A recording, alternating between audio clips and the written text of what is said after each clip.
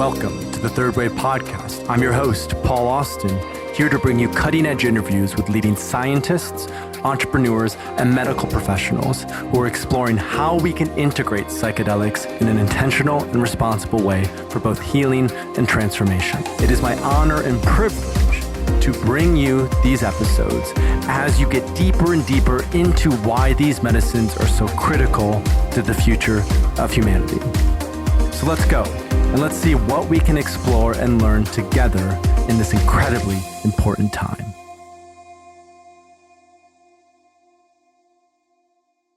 Hey listeners, this podcast is brought to you by Maya, a measurement-based care platform that's designed to support psychedelic practitioners and patients. With Maya, you can provide a new level of clarity and care for your patients by tracking therapeutic progression using psychometric scales, digital biomarkers, and remote monitoring. For a limited time, practitioners get 20% off and exclusive access to Maya. Mention Third Wave in referrals when you sign up at mayahealth.com. That's mayahealth.com. If you are a Third Wave listener, you will get 20% off as either a practitioner or patient using this cutting edge platform. It's so fascinating, the up and coming businesses in the psychedelic space, and Maya is run by a team of incredible integrity that are really building a next generation platform for practitioners and patients. So again, if you want to get 20% off and exclusive access to Maya, just go to mayahealth.com and mention Third Wave in referrals. Hey listeners, this episode is brought to you by the Integrative Psychiatry Institute, who recently launched a certification program for mental health professionals in psychedelic-assisted psychotherapy. Upon successfully completing this year-long online training, you will become a certified psychedelic-assisted therapy provider. Now, this program is run by a good friend of mine, Will Vanderveer, who has also been in the podcast before. Will has been studying integrative medicine for almost 20 years now, and some incredible guest faculty are involved, including Rick Doblin and Gabor Mate. So be sure to go over to psychiatryinstitute.com/thirdwave and schedule a discovery call to apply. Spaces are limited, so be sure to apply soon. This is a great opportunity for therapists, clinical psychologists, doctors, and nurses who are interested in accelerating their therapy practice with the power of psychedelic medicine. You will also have the opportunity for a hands-on experience with ketamine-assisted psychotherapy. Again, go to psychiatryinstitute.com/thirdwave and schedule your discovery call to apply. Hey listeners, and welcome back to Third Wave's podcast. Today's guest is Dr. Michael Verbora. Dr. Verbora earned an MBA from the Odette School of Business in 2009 and an MD from Schulich School of Medicine at Western University in 2013 before entering family practice residency at the University of Toronto. To date, he has completed over 5,000 cannabinoid therapy consultations and is a global medical expert in the field of cannabinoid therapy. Dr. Verbora is also, and more relevant to this conversation, the medical director of Field Trip Health, a psychedelic therapy company focused on providing space for drug-assisted therapy and conducting research on emerging psychedelic practices. Michael, welcome to the show.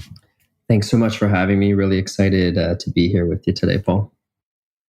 So something unique about your background is the pairing of an MBA with a medical license. I would love if you could just bring our listeners a little bit into your story and background in terms of what inspired that dual focus from a professional perspective. So I kind of grew up always wanting to be a doctor. Somebody probably close to me planted that seed and it grew and manifested into a reality. It's a reality that I'm very excited about and very proud of, as well as the first doctor in my family. Yeah, along that path, an opportunity came up for a very condensed 1-year MBA program. And I did my undergrad at the University of Windsor, where I was raised and grew up right across the border from Detroit. So this opportunity came up and I was in the midst of writing my examinations for medical school. And I thought, well, a lot of doctors go to medical school, and the message I heard from some mentors were, they're not very good at business, not very good at managing their own money. And I figured this opportunity came on my doorstep to do a 9 to 12 month MBA. And I figured, well, why don't I do this since it's here?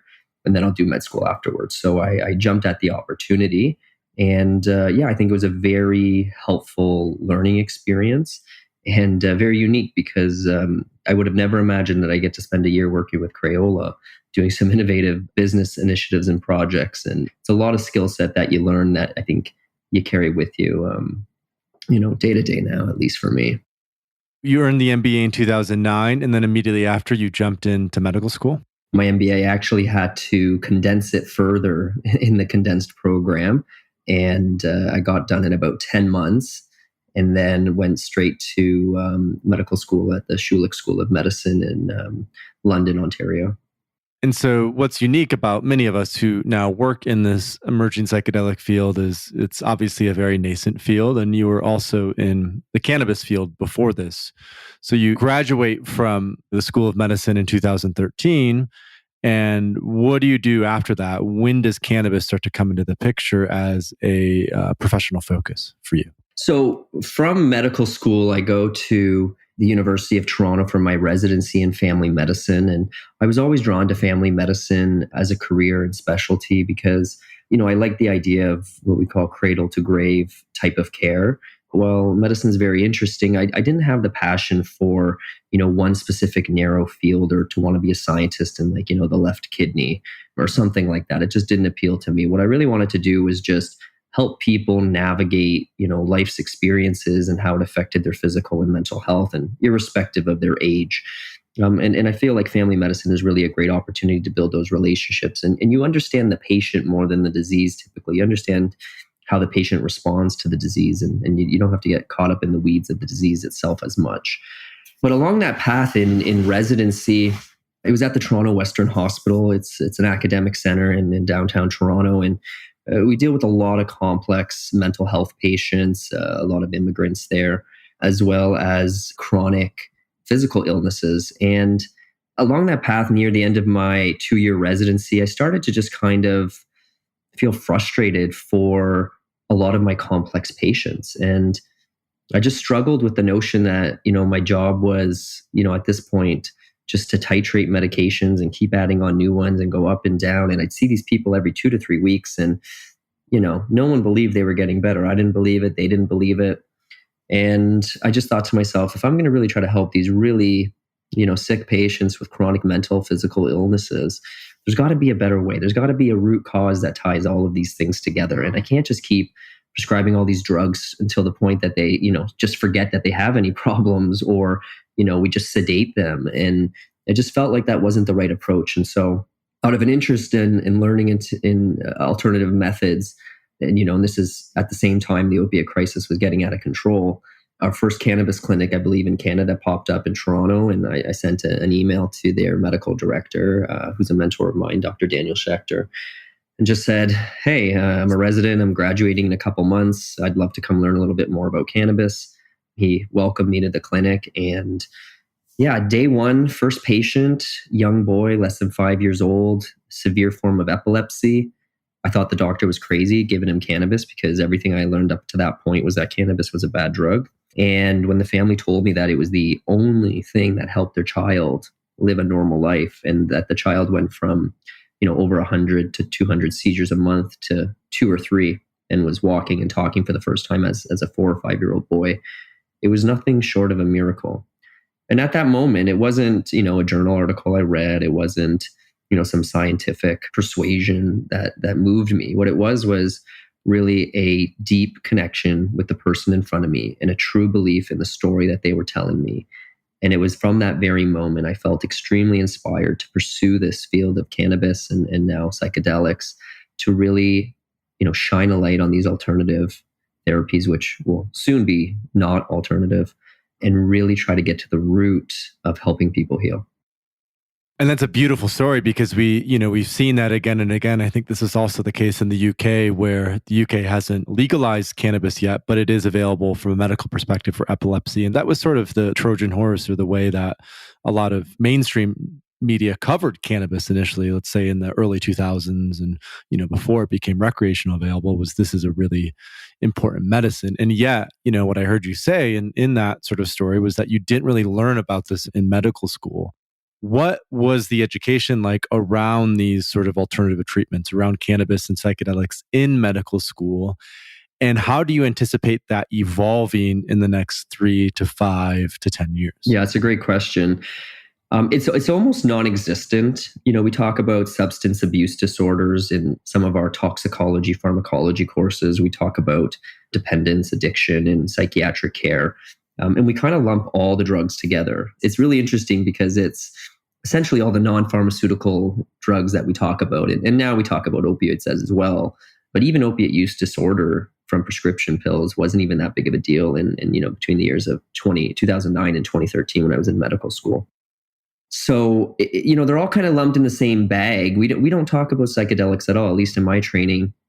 At no point did we talk about, psilocybin, MDMA, DMT, any of these very interesting molecules. We did talk a lot about cannabis, and the position of cannabis was that it was harmful, that, people who used it became amotivated.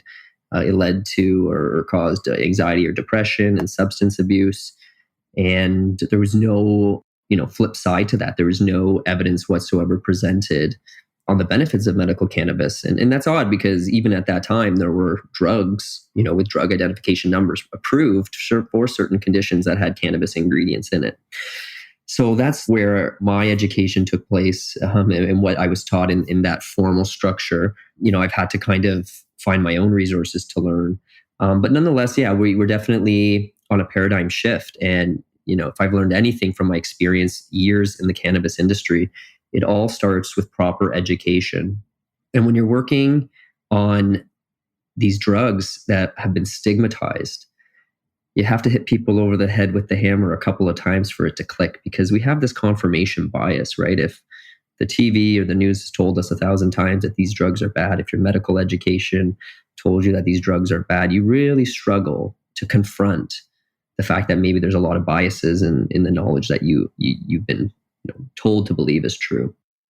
And so nonetheless, when you have academic institutions across Canada, the US, and other places in the world, in Europe, starting to open up their cannabis research centers, psychedelic research centers, that's the pathway, right? Eventually, as that evidence comes out, those people who do that research eventually become professors.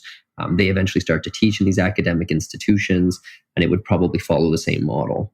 So I think, in the next 3 to 5 years, we'll see some of this included in the curriculum. And I think depending on how the field goes and evolves, the entire mainstream of psychiatric care is going to be extremely disrupted by these molecules.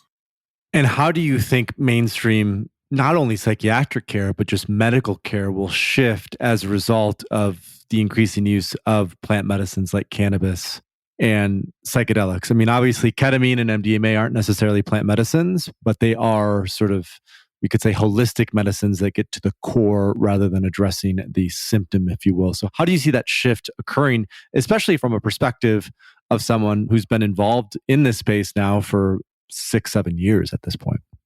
Well, it's going to happen one way or another. And I always tell my colleagues, you either get on board and learn yourself, educate yourself, and be part of the transition, or, you stay in the dinosaur age and you keep doing what you're doing, but you get left behind. And the reality is if the science starts to demonstrate that these molecules are effective, which the science is demonstrating and remarkably doing so, there's going to be a paradigm shift in the approach that we do with healthcare. And we need it, because if you look across all the healthcare systems in the world, we're spending a ton of money per capita, per person. Our outcomes aren't substantially good. Our chronic disease management just follows the pharmaceutical model for acute management. And I think pharmaceutical drugs are amazing. Like, they've saved, people in my life. They've saved their lives on occasion. But the problem is we took that model of acute injury or acute illness that requires a dramatic intervention. And what pharmaceutical companies said is, well, what if we just took these chronic illnesses and applied the same model and just gave people a pill every single day and pretend that your body doesn't get used or acclimated to these drugs and physiology doesn't change, and that drug can stay with you and it'll make you better forever. And that's just not what's happening with chronic illness. And so we need a paradigm shift in our approach. And this isn't new, right? This is Eastern medicine philosophy. They've been doing this for thousands and thousands of years. That's the mainstream a long time ago. Western medicine is the new one. And I think society goes through these transitions, like our culture goes through these transitions where we transition from, religious, spiritual experiences to plant medicines and nature to, more synthetic molecules. And maybe it's just part of a broad cycle that humanity has to go through to continually evolve. So nonetheless, I think we're on the precipice of a dramatic change in this. And it's really exciting to be at the forefront with patients doing this type of work today. And it's also interesting to imagine how clinical care, how even clinical spaces will transform and evolve as a result of psychedelic medicine. I think of synthesis and what we had started in the Netherlands and how that continues to grow and evolve. And with, the recent legalization of psilocybin in Oregon for therapeutic use, one of the things that we've pioneered through synthesis is this sense of group healing. So instead of a one-on-one practice or two therapists for one person, like a lot of the early MAPS trials and the early psilocybin trials have done, we instead explored, well, what happens when you get 10 to 15 people together in ceremony in a group? What does that do for certain outcomes? So from where you're sitting, especially now as medical director of Field Trip and the work and the clinic spaces that you're setting up there, how do you see the future of clinical care as it relates to working with psychedelic medicine? I don't think it's a one-size-fits-all approach. I think the number of molecules we're going to use is going to be quite a menu. I think the number of conditions we're going to treat will be equally as long. And I think the types of settings and environments that we use these different drugs in will also be very broad. And so if you look at the purely medical model, I anticipate you'll have a structured psychotherapy program with a structured dosing protocol with, structured number of sessions, even down to even like an engineered process with the type of music you listen to.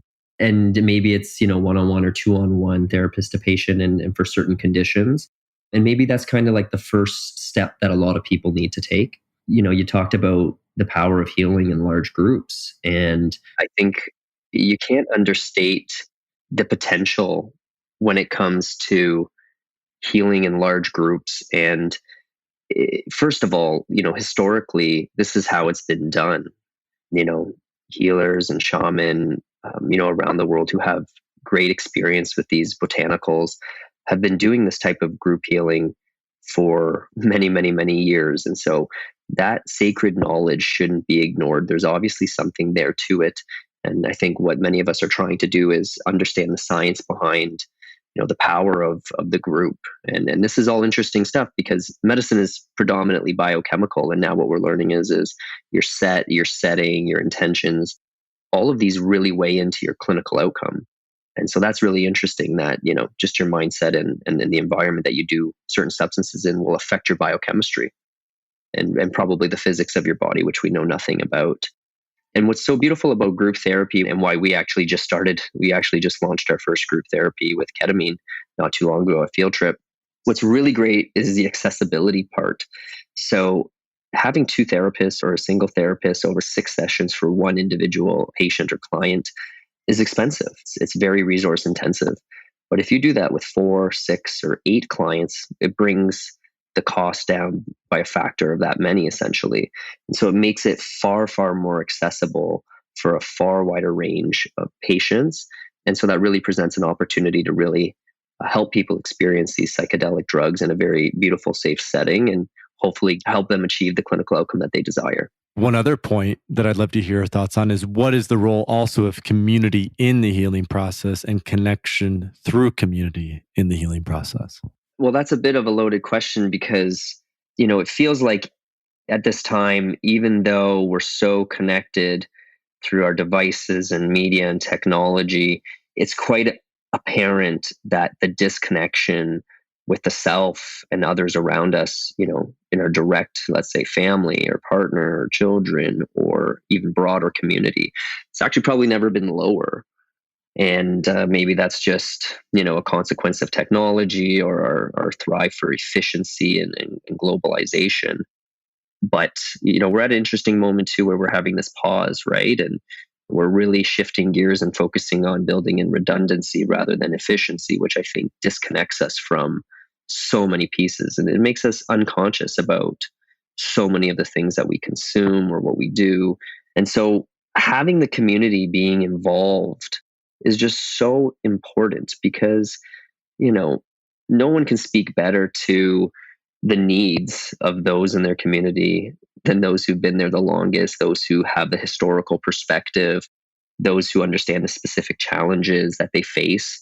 And a lot of these problems are generational. So, and there's tons of remarkable studies in animals and on epigenetics on how, you scare a rat about a certain substance or something, and then, they have a child, and that child rat is scared of the same thing. It's quite remarkable. So we also need to do a broader engagement of specific communities to understand that historical, perhaps trauma that resides in various specific communities. And that has to come to the forefront. And I think that's part of a much broader healing process that starts with communities. And then, that just expands outwards, and the sky is really the limit. Yeah, one thing I often consider and think about as it relates to that is religion, so to say. Going to church has always been a central part of community for, hundreds of years. And it feels like with that now falling away from many folks, we're really looking for what are these new communal spaces where we can connect with one another. I mean, this is even was sort of the blustery overture of WeWork. We're going to bring together people, and we're going to be family. And of course, WeWork fell incredibly short of that. And there have been other sort of co-working and communal spaces that have popped up so people can feel like, hey, we're part of this community. One that I participated in here and there while living in New York was the assemblage, where you would come in and they would have meditations, and they would have Ayurvedic food, and they would have workshops and lectures on, psychedelic substances and various other things. And that sort of feels like the direction that we're headed,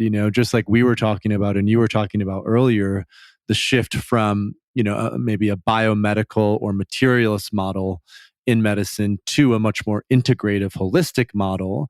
It feels that is happening with life itself, where more and more, and I'm sure you can resonate with this being part of a psychedelic company, this bifurcation between, okay, this is my personal life and this is my professional life, that is becoming less and less the case, where we're now looking for, no, I want my personal values to be infused into my professional pursuits. So that sort of holistic, integrative perspective, it feels like that's where a lot of the healing, that's where we're going as a culture and society. I often think about the work of Ken Wilber and what he's laid out in terms of an architecture for integral theory and how that relates to, psychedelic medicine and healing, some of these systemic challenges that we're dealing with as a society. It's so important to have spaces to connect with others with similar values.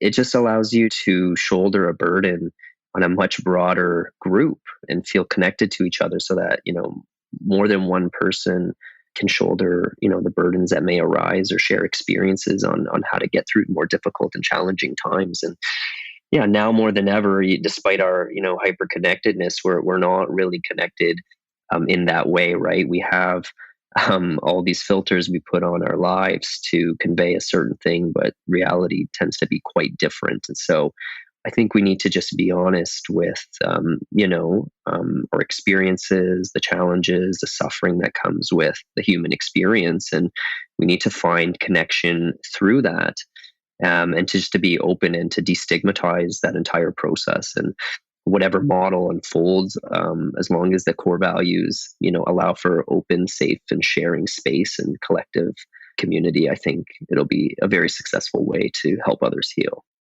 So one conversation that we had on Twitter maybe a few months back was around sort of what is a psychedelic. I had mentioned something like ketamine is not a classic psychedelic. It's more of a dissociative. It can obviously be used within a psychedelic framework.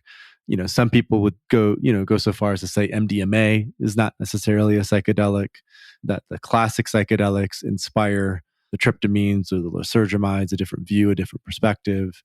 What are your thoughts on how we define even what a psychedelic is, especially as it relates to, let's say, cannabis, now Field Trip working with ketamine, and then sort of the classic psychedelics that we're familiar with, like, ayahuasca or LSD or psilocybin mushrooms. What is that definition? How do we define what a psychedelic really is? Yeah, that's a great question. I don't know that I have a strong opinion one way or another. I think it's a definition that we can mold and change, and there's very unique ways to classifying or producing a nomenclature around all of these drugs. But to me, the word psychedelic, if you just take its root meaning, it's just soul revealing. And so if you're consuming something or doing an activity that shows you a part of your soul or your part of your mind, that to me is a psychedelic. And whether it's cannabis or ketamine or MDMA or ayahuasca or meditation or a runner's high, at any point in time, if you're temporarily disconnected from everything, but at the same time connected to everything in a different sense, and you feel that reveal, then I think that's a psychedelic experience. And I think afterwards we can, argue, how do you want to break that down and categorize different types of drugs? And there's, biochemical approaches. But my overall view is psychedelic is a very broad term, and a lot of things can encompass it. Do you think there's better terminology then as we start to, for example, Field Trip is working on its own molecule, FT104, I believe is the name of it. How do we just sort of navigate, the growth of all these molecules? Do you think that word psychedelic will fit? Do you think we'll come up with new nomenclature? What's sort of your sense of that, having been involved in Field Trip and involved in the cannabis space, particularly around, the stigma of the word itself? My kind of broad sense of it is the definition's broad. And then I think what we'll do is we'll just kind of categorize them based on molecular action. So it can be a serotonergic psychedelic, it could be a dissociative psychedelic, it could be an NMDA receptor antagonist type of psychedelic approach, or call it a natural psychedelic where you're not actually using any drugs, so like meditation or exercise. We just have to really tease out the word and destigmatize everything. Even when you hear the word recreational, like there's this negative connotation with recreational drug. Recreational, if you just break it down, is to recreate. And that's an artistic process. And I don't know how life can, stay the same without opportunities to constantly recreate where you are in your life and your experiences and your connections. And so whether you do that naturally or with the use of substances, I don't think recreational or psychedelic should really be stigmatized terms. And I think as we collect the evidence in the literature and we demonstrate the science that these are actually relatively safe drugs, it's going to take a lot of time because the consciousness has been otherwise for a long time around the stigma. But these will be destigmatized. And I wonder if there'll be a time when we look back and think, how crazy were we to, ban these drugs and make them illegal, yet they're so important to, our necessary evolution and connection to everything. As they have been for, many thousands of years. One of the books that has really stood out over the last year has been The Immortality Key by Brian Murescu. We had him on the podcast a couple months ago. And one of the main quotes that always sticks with me in that book is, life would not be worth living without kykeon. So that's what the Greeks would say about these substances. And I think it's no coincidence that as we're facing this major sort of existential crisis, existential threat about who are we, what are we doing in the world, where are we going from here, how do we navigate all these turbulent waters that are coming up, whether around COVID or climate change. And it feels like these medicines allow us to turn inwards to look for those answers. And I think that's something, as I was doing a little research about, your work and your perspectives, one thing that came up is how, your perspective on we are our own healers. I would love for you to just sort of dissect that a little bit, flesh that out, especially from a medical perspective. Why is that philosophy central to the healing that comes from psychedelic medicine? Yeah, so I agree with all those points, and thanks for sharing that. That's a book that's on my list to get to. I have this collection of books that I've been trying to get to slowly, but also taking some classes, and then there's no shortage of textbooks there as well. So yeah, that is really, you're spot on. It is really fundamental to my belief in core system, and I believe in a patient-centered model. And I don't believe in a paternalistic model where you come to somebody and they make you better. I think if you immediately surrender your power in that context, it's a very slippery slope, and one where you're programming yourself that you don't have influence and power over your own ability to heal yourself. And I think is dangerous. And I think a lot of people find themselves with that belief system, right? We get sick or we have an injury, and our first instinct is to better get an opinion right away from an expert.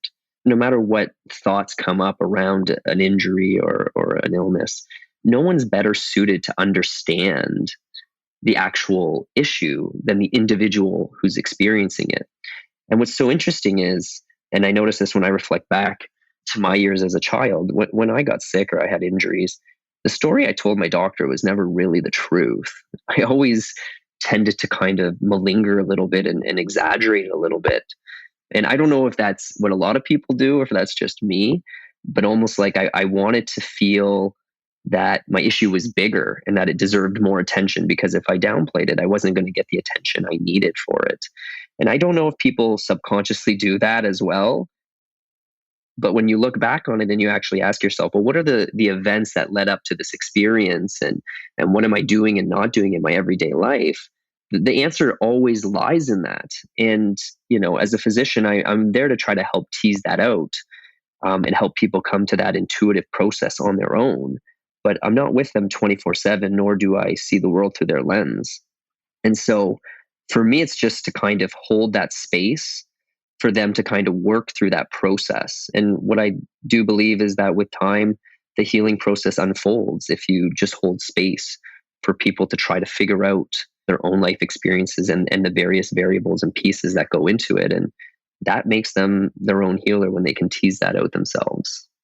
How does that relate to what we've been going through for the last 14 to 15 months with COVID-19 and sort of the major health pandemic that we've been facing and likely will continue to face, even if it's not specifically COVID-19? A lot of people are worried about future pandemics arising. How do we navigate that space coming from that you are your own healer philosophy? It's challenging and almost seems a bit incongruent when you face a global epidemic, because what happens is you get a concentration of knowledge. That knowledge has to be disseminated to the masses, and then we have to kind of make decisions more collectively, assuming that the data we collect is accurate, to try to protect not just ourselves but the greater good. And so sometimes it can feel a little bit incongruent with your own ideology and values. And you see this, right, with a lot of different belief systems around, this pandemic and what's right for individuals, what's right for the collective good, what the right approach is short term and long term. But I think irrespective of what's right or wrong, I think the most important thing is that we just hold space to have these conversations. And freedom is a bit messy, and, freedom of speech and freedom of thought and freedom of expression is so necessary to determine what that consciousness is, amongst us all, and to shift it into whatever direction is necessary. But I just think we need to protect that, as messy as that can be. I think it's just so fundamental to the long-term longevity of, humanity in general. Well, I've been inspired by the nuance that you even on Twitter have been communicating around the COVID-19 crisis, in terms of, like, were lockdowns really the right choice? It's late May that we're recording this. You're still in lockdown. Is that correct in Toronto? Yes, I think we're the longest lockdown in the world at this point. And so there's also this balancing then of mental health crisis from the lockdown itself versus the actual health implications of something like the COVID-19 virus. And, one thing that I've continued to come back to is the role of both taking responsibility for one's health and one's well-being, and understanding that there is a broader implication for public health. And it's not one or the other. It's not sacrificing individual well-being for the collective. And we clearly can't sacrifice collective well-being for specific individuals. There always seems to be a dance between those two. And it's that nuance and complexity that, for example, mainstream media or major governments don't really do a great job of, for the reasons that you mentioned. And so it feels like having more voices that emphasize critical thinking, nuance about how we approach this will allow us to navigate future situations like this with ideally less fallout, a little more grace, just being able to kind of not be overwhelmed or overtaken by fear, because it feels like that has been a predominant emotion throughout this entire crisis. I couldn't agree further. And you're absolutely right. It is a dance. I don't have all the answers myself. All I know is that, one person's suffering is not greater than any other's. And what causes immense pain for one person could be relief for another. So we just have to have these conversations, and we have to adapt our thinking. We live in this reductionist model where, okay, we live in a pandemic. We have one problem. It's COVID-19. Like, we haven't talked about any other illnesses for the last, it feels like almost 2 years now. Everything is through the lens of COVID-19. And it's like that narrow perspective that makes me anxious that we're going to miss the forest for the trees. Again, we need to hold space. We need to respect and understand what the consequences are of implementing certain policies on the pandemic and how it spreads versus how implementing certain policies affects mental health, and particularly in youth. And my perspective and my lens could be very different than somebody else. What I see in busy academic clinics and student health clinics and mental health clinics is going to be different than what the ICU doctor sees at a busy hospital in a city. But I think nonetheless, both those voices need to be heard. And what we need to do is think in the complex systems and understand, if you pull a lever here, it affects something downstream. And so what we need to do is try to balance all these interests and protect. We can argue who to protect and how to protect, but a great majority are provide the right resources for everybody to try to thrive. And for me, my lens and what I see through my clinics, I don't see the COVID pandemic the same way some of the hospital doctors do. What I see in my office are, worsening mental health, worsening anxiety, substance abuse on the rise, and young people, particularly like teenagers and young teenage females who thriving, doing excellent academically, and all of a sudden out of nowhere after, let's say 8 to 12 months of lockdown, started developing eating disorders, depression, suicidal ideation, being admitted to hospital. And this isn't just 1 or 2 cases. This is like a half dozen. And I'm just one physician in one city who sees, 60 to 70 people a week. So multiply that by, thousands. And I think you get a perspective on what could be happening. And the biggest fear I have now is what's the pandemic that follows COVID-19? Because once the world reopens, there's a lot of catch up that we need to do in healthcare. And what are the consequences going to be long term of that? And we'll have to learn, I think, this time around. Well, and I think that speaks to something that we haven't talked about so much yet, which is your role as medical director at Field Trip. And, Field Trip has been one of the leaders in the public company psychedelic space, recently closed a financing round of, I believe, north of $90 million for a bought deal, and, north of $100 million in terms of total financing. I believe after MindMed and Compass Pathways, it's the third most valuable traded public company on the current market, and it's being traded on the Canadian Stock Exchange. And that's more the financial side of things. You've also now opened several clinics. You were opening several more clinics. As your role as medical director of Field Trip, I just love if you could bring us a little bit into the vision of how you see Field Trip growing and developing, and what is the mission of Field Trip from a medical perspective.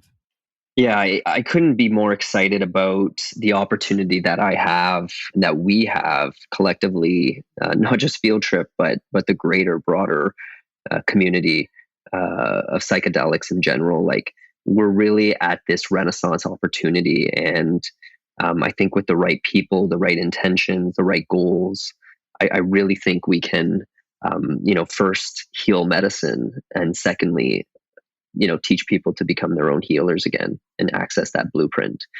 And so, our mission really is to, destigmatize mental health, understand that just because you don't have a diagnosis doesn't necessarily mean you don't feel well. And so you don't have to be sick to not feel well. So also expanding, the idea that consciousness is something that, can't really be regulated and is a fundamental freedom, and individuals should have the right to alter their consciousness, I think is really important long term as well. But nonetheless, we're at this medicalization phase, and I think this is the beginning. And it kind of echoes a little bit of what we saw in the cannabis space. Mind you, that space is still really messy, and especially here in Canada. But these programs or models tend to start with medicalization. What's nice about psychedelics and part of the work that we're doing through our research is that we're doing these phase 2, phase 3 studies to bring these drugs to market in the most traditional sense that we know of, which is through the Health Canada or FDA, to bring these drugs to market with psychotherapy. And what that's going to allow clinicians and doctors, physicians, psychiatrists to do is to prescribe these drugs, get access to them, and then do it in a very medical model. But while we do this, what's going to happen, I anticipate, is we're going to transform the model. And what's really going to happen is you're going to really have a whole host of, call them healing centers if you want, or modern clinics that are going to be very holistic in nature, and really tie in that mind and body. And it may start off as a very strong medical model, but I anticipate, if you look at what's happening in Oregon and other places in the world, you're going to start to see this, in between medical recreational model also manifest simultaneously. And it'll be interesting to see how that evolves, and if people will be able to just purchase their own drugs and go to a clinic, or if they'll be able to use it at home. That'll be interesting to see what happens there, and what that timeline looks like, and with what drugs. But ultimately, at the core of all of this, if you fundamentally believe in your massive transformational purpose, that you can heal medicine, or help medicine heal itself, and help individuals become their own healers, you really are looking at a massive transformational purpose, and it just compounds exponentially. The potential for psychedelics globally to do all sorts of healing beyond individuals and communities and past traumas goes into just the entire connectedness of everything, into healing nature, into our capital markets and systems, how we divide equity and resources. It just goes to a massive potential evolutionary transition point for humanity. And I don't know when we'll get there and how we'll get there, and what it looks like, but all I know is I want to be a part of that, and I want to have Field Trip also, provide that space to do this type of work. Let's say 10 years from now, right? The psychedelic space really becomes the more, let's say, predominant form of mental health medicine. We've reached a tipping point where there's federal legalization of psilocybin and MDMA for therapeutic use, that, these substances, the plant medicines, are decriminalized on a widespread basis. What's sort of that larger vision for Field Trip, and 10 to 15 years down the road, where do you see Field Trip landing at that point in time? Yeah, hard to predict how it's going to go, but if I just look at the experiences I've had in the clinic with patients, what's abundantly clear is that when people go through these experiences and they come out the other side different, transformed, if you want to call it that, one of the most apparent things that comes to light is that they all want to help, and they want to contribute and share their story so that others can have access to this. And so that's really that sense of community that we were talking about earlier. So it's building out that community long term that allows for more people to feel comfortable doing this work, for more people to have shoulders to lean on, for wider group settings. So what I'm hoping for and what I'm anticipating long term is that we can really build a community of individuals who have gone through these experiences, have helped themselves transform themselves with, just leveraging our clinics and our staff and expertise, and then contribute to others' healing by just participating in the process wherever they can. And so I'd love to see that manifest. And it's sort of this like mycelial network then that continues to grow and spot on and develop, right? And this is how I thought about third wave as well. It's like once people heal from this, they're like, even if they don't want to become therapists, they might want to become a sitter or a coach, or they would just recommend a book, right? There's an element of, because of what's been received, there's a desire to give back and contribute back. Most people, when they go through the core of these experiences, and I can speak from my personal experiences, you learn to recognize that giving is the gift, it's not receiving. And so it's maybe it's even a selfish act by giving more and more, and you end up typically feeling a lot better. And so people recognizing that is a very beautiful process, because a lot of the systems we have in place are reward selfishness, not empathy and giving. Well, Dr. Michael Verbora, thank you for joining us on Third Wave's podcast. This has really been an honor to finally sit down, get a chance to connect, chat with you a little bit about field trip and integrative medicine and your background with cannabis. And I'd love if, just for our listeners who are listening to this, if they want to learn more about your work, if they want to learn more about Field Trip, where should they go? The socials and the websites and that sort of thing. Yeah, if you want to learn more about Field Trip, I would check out fieldtriphealth.com, and then you can follow at Field Trip on Instagram and Twitter. If you're interested in my work and the stories I share, I tend to have a loud voice and bark a little bit about patient stories. I'm quite the advocate for my patients, I think. I'd like to think. Follow me on Twitter at mverbora. And thank you so much for having me here today. And I look forward to building out this mycelium network with individuals like yourself. Thank you, Michael.